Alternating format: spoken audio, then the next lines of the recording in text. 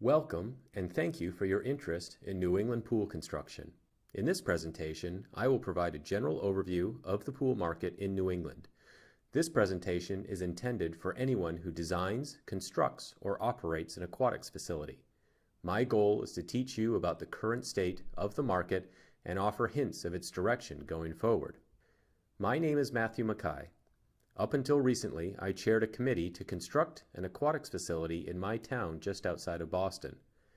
Through this process, I learned a great deal about the New England pool market, as well as new options entering it. My research led me to Murtha Pools, which I joined in November after resigning my chair position. Murtha Pools offers a higher quality product that lowers operating costs over the life of the facility. But what really stood out to me was that Murtha Pools acts as a partner with the owner. When problems pop up, Murtha Pools steps in to help. I'm a lifelong swimmer who wants to improve the quality and maintainability of the pools in New England. For this reason, I joined Murtha Pools. So moving to the actual market. New England has a large number of pools that are 25 yards or less. Many of these pools are owned and operated by nonprofit organizations or government entities. Examples of nonprofits include YMCA, colleges, and prep schools. Within the government sector, pools are owned by local town, school, or recreation departments, as well as state departments. There is also a sizable number of private operators of pools, which are typically pools less than 25 yards in health clubs or hotels. I also include water parks, high-rise complexes, and even fountains in this market. The owner base is highly fragmented due to government structures and the economics of indoor aquatic facilities. Turning to the suppliers of pools. In New England, most commercial pools are either poured concrete or gunite. In the first category, concrete is poured into a form. Gunite, or its close relative, shotcrete, is also concrete but is sprayed against a form. The other segments of pools use a loose PVC liner or welded stainless steel. These are smaller niche markets within New England. Just to be clear, Murtha Pools falls into none of these categories. The company approaches pool building from a completely different perspective, which I will talk about in another presentation. Constructing a pool in New England offers its own unique circumstances. Colder weather necessitates either seasonal usage or an indoor facility. Politics makes it difficult to scale up an aquatic center to serve a larger area, or even county. Economics make it difficult to acquire land cheaply. All of these forces drive the market towards smaller facilities compared to the large multi-pool complexes popping up in the south and west with as many as 2 50-meter pools plus 2 to 3 other pools for teaching and diving. In terms of existing pools, most of them are older than 30 years in New England. As an aside, Murtha Pools Renovaction is a lower cost way to renovate these pools that I will also discuss in another presentation. When considering a pool, there are 7 main areas that need to be considered. The first 3 involve the actual design of the facility. The design team largely focuses on the structures themselves, such as the number of pools, length, depth, as well as materials required to ensure structural strength to hold the water effectively. The design team will also consider various waterproofing alternatives and the overall appearance. Once designed and approved, the project moves into the construction phase. The contractor has control over how long it takes, how the site has to be prepared, and ultimately the construction costs of the pool itself. Once completed, someone has to own and operate the pool. The ultimate owner of the pool should be most concerned about the life cycle maintenance costs of the pool. All the decisions made by the design team and the contractor will have a huge impact on the operating costs of the pool. Yet these considerations are often not fully considered, costing the operator hundreds of thousands of dollars in the future of unnecessary lost revenue and maintenance costs. The ultimate owner of the pool should educate themselves on materials and types of pools to influence the design and construction process to ensure long-term sustainability of the pool. So let's start in the design process and consider the options for the actual structure of the pool. Concrete pools are typically in the ground. Excavation is required, as is a reinforced floor. They are susceptible to cracking if the ground is not prepared properly, and precision can be an issue if the contractor is inexperienced. Since the plumbing is often buried in the concrete, repairs can be quite costly if the concrete needs to be removed to access the pipe. With steel, there has historically been two different options in New England: monolithic welded stainless steel and modular steel that uses a liner. Both of these options are lighter weight than concrete and provide their own structural integrity. They are also flexible in their design. As shown in the picture, welded uses nickel-based stainless steel. There is some freeform capabilities to the structure, and it requires extensive welding to ensure a watertight fit.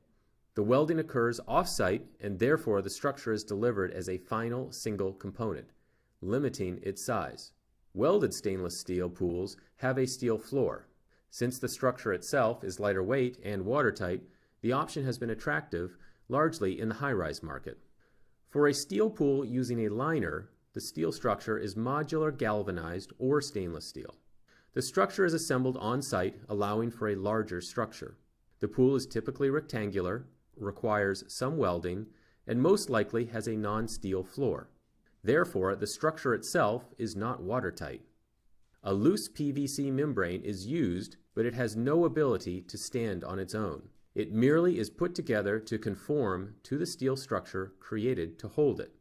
So in summary, on structure, steel's lighter weight, durability, and self-standing capability, and as well as its flexible form, are most desirable. However, welded stainless steel pools are monolithic structures, limiting their size. So something to consider: asking for a structural warranty can save the operator headaches in the future if a portion of the structure should fail. The second segment within the design phase is waterproofing. Waterproofing, or keeping the water in the pool, seems like a fairly obvious critical component. Yet many existing pools leak. Furthermore, costly routine maintenance is required to ensure the pool continues to hold water. Saving money on the front-end construction can cost you big time later on. Poor workmanship on replastering can leave a pool looking and performing worse. Concrete is naturally porous and requires another layer of application to ensure the pool holds water. In higher-end concrete pools, tile or expensive liquid rubber polymer is applied. In gunite pools, a plaster is applied. A liner can also be applied, but these are susceptible to tears. Because of the way concrete pools are waterproofed, the perforations, like inlets, drains, and lights, are weak points. Welded stainless steel pools are built to hold water and therefore do not require an additional layer of waterproofing. However, chlorinated and especially salt water can corrode the welded joints over time, and the exposed steel often requires brushing in order to remove staining. Perforations are generally well constructed to avoid leaks in stainless steel pools. A liner in a pool provides a barrier between the water and the structure. Unfortunately, these liners have proven less effective, which can lead to corrosion of the steel structure as chlorinated water comes in contact with it. The perforations are relative weak points, using a flange-counterflange system that is more susceptible to leaks. So in summary, on waterproofing, stainless steel's integrated form and perforation protection is the most attractive. However, stainless steel discolors when in contact with the water itself. Something to consider: ask your contractor for a waterproof warranty because, after all, you're paying a lot of money to keep water in the pool.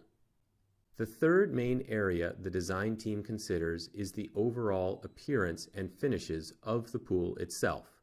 This area is often what owners focus on the most, and designers and contractors are all too happy to oblige. After all, everyone wants the pool to look attractive to its users. Poured concrete, because of its sturdy structure and smooth surface, can be finished in a wide variety of manners. For this reason, concrete has proven very attractive as a choice for many owners. Gunite offers fewer finishes because of the method of installation, which creates a less precise and more irregular surface. Therefore, it is difficult to affix tile or other finishes to the floor and wall surfaces. Welded steel has the benefit of a rigid structure, but offers its own set of challenges for applying various finishes due to its expansion and contraction characteristics associated with changing temperatures. Mosaic tile is often used, but the grout in tile becomes discolored if over a welded joint. Loose PVC liners offer limited finishes since tile and other finishes cannot be attached to it. Furthermore, the PVC liner extends up above the waterline, resulting in a quicker breakdown of the liner due to exposure to UV rays. In summary, concrete offers the widest array of finishes in the current market, which has made it attractive to so many operators. Something to consider: if your pool is not poured concrete, ask if certain desired finishes can be applied. We now move into considerations for the contractor and into the construction phase.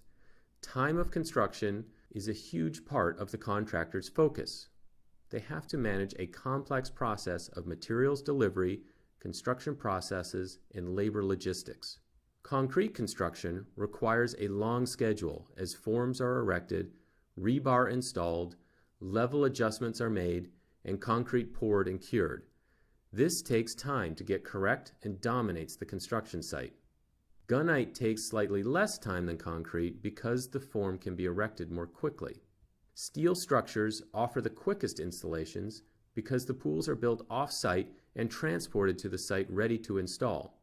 Of course, this also limits the size of a stainless steel pool, and a crane often must be accessible on the construction site to drop the structure into place. Liner pools can be set up relatively quickly since they are modular. In summary, monolithic stainless steel pools offer the quickest installation, while concrete has the longest. Something to consider: think about the length of the construction schedule and its flexibility. A concrete pool offers little flexibility to other aspects of construction, such as the building itself, which increases the cost of the project overall. Before construction can even begin, the site should be thoroughly analyzed and engineering challenges understood. Because most concrete pools are in-ground, extensive study and preparation of the site needs to be completed. Concrete can be used to build a pool on a beach next to an ocean, but it will require very thick and reinforced walls and floor. Unstable soil conditions may require pilings. A high water table can be problematic and require more concrete to weight down the pool. Pipes and underground utilities need to be planned around the pool. These issues can increase the cost significantly in certain locations. Steel pools are lighter and more stable. This is the reason they are often used in high-rises or elevated locations. As long as above ground, they are largely independent of the site engineering considerations. This enables the use of a wider amount of locations for pools and opens up design possibilities. In summary, again, stainless steel pools have the advantage when considering site engineering issues and costs, while concrete options require more engineering of the site itself. Something to consider: know your engineering issues and how those issues may increase costs or change the pool design itself. The last major consideration for the contractor is the actual cost itself of building the pool. The actual concrete pool itself costs relatively little compared to alternatives. This is another reason why concrete has proven to be an attractive option for pool construction. However, site-specific issues can drive these costs up significantly and may not be attributed to the pool. Gunite offers a lower-cost alternative due largely to less expensive finishes. Do your homework on the initial construction cost estimate, understanding the project costs as a whole. Also, concrete pool installations are notorious for change orders due to construction that raises the final cost. Loose membrane is typically one of the cheapest options. Beware because they can leak, and choosing a liner limits many other options. A welded steel pool is often the most expensive option due to the high level of skill required to build the pool itself. In summary, welded stainless steel is typically more expensive than concrete.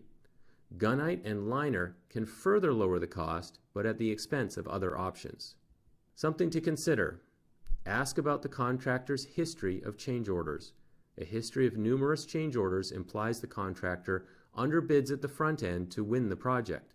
Also, ask what materials are being used, as this will impact operating costs going forward. Also, ask about the construction schedule. If too tight, extra weeks will be added, and every extra week adds approximately $15,000 to the overall cost. We now come to what owners should care about most: maintaining the pool. A properly constructed quality pool that is well maintained should not require significant capital outlays. Concrete pools can be quite costly to maintain. If tiled, a properly maintained pool typically will need to be regrouted every 10 to 15 years. If plastered, a reapplication will be required every 5 to 8 years. This means draining the pool in both cases. Skimping on these maintenance costs can result in more severe structural damage or poor workmanship that worsens the appearance of the pool. Most importantly, if cheap materials and labor are used during construction, then maintenance will be required more often. This results in more lost revenue and higher operating expenses. On the steel side, quality construction and materials at the front end will also determine the maintenance expenses during the life of the pool. Loose liners typically need to be replaced every 15 to 20 years in a well-constructed, well-maintained pool. This process is generally fairly straightforward and does not require significant downtime or expense. However, if the liner leaks, the structure itself can deteriorate, resulting in a much more costly maintenance expense.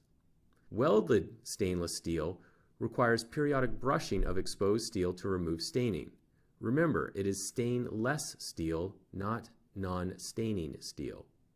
Welded joints should be inspected regularly, and cleaning of discoloration can be challenging, especially if grout or tile is stained by rust. In summary, maintenance costs largely determined by choices made during the design and construction phase of building a pool.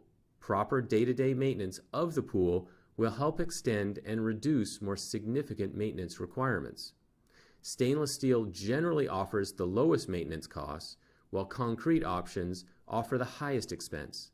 Liner pools, if leaking, can prove catastrophic. Something to consider for the owner. The architect and contractor disappear once the project is complete. You, the operator and owner, must live with their decisions.